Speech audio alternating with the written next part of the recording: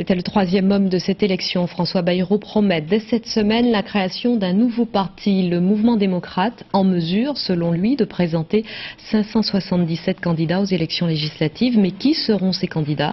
Aujourd'hui, le président de l'UDF semble bien isolé. Daniel Sportiello. Le deuxième tour à peine achevé et l'UDF pense déjà aux législatives. Le troisième tour des présidentielles pour François Bayrou, qui veut présenter des députés dans la plupart des circonscriptions sous le sigle Mouvement démocrate. Fort de son score de 18,5% à la présidentielle, il espère qu'une vague orange viendra contrebalancer le pouvoir de l'UMP dans la nouvelle Assemblée nationale. Je le dis à Nicolas Sarkozy. Le pouvoir absolu, cela peut être un confort.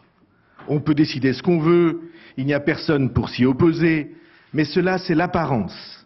Il faut équilibrer le pouvoir. C'est cela l'enjeu des élections législatives. François Bayrou annoncera jeudi à la Mutualité la création de son nouveau parti, mais la plupart des députés sortants seront absents. En désaccord avec la stratégie d'ouverture au centre-gauche de François Bayrou, quelques-uns d'entre eux, dont le président et le porte-parole du groupe UDF, négociaient déjà cet après-midi au QG de Nicolas Sarkozy leur ralliement à la future majorité présidentielle. Moi, clairement, je m'affiche, comme je l'ai dit déjà, dans la majorité présidentielle.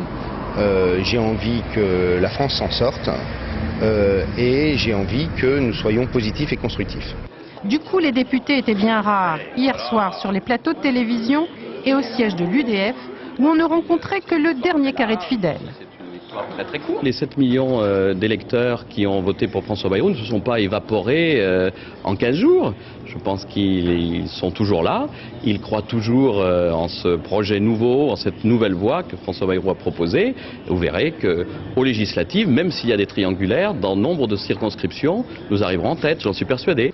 Il est vrai que selon un sondage CSA Cisco pour France 3, les candidats centristes sont crédités de 15% au premier tour. Mais pour avoir des élus, des accords de désistement avec l'un ou l'autre camp seront indispensables. Mais pour l'instant, aucun accord n'est à l'ordre du jour.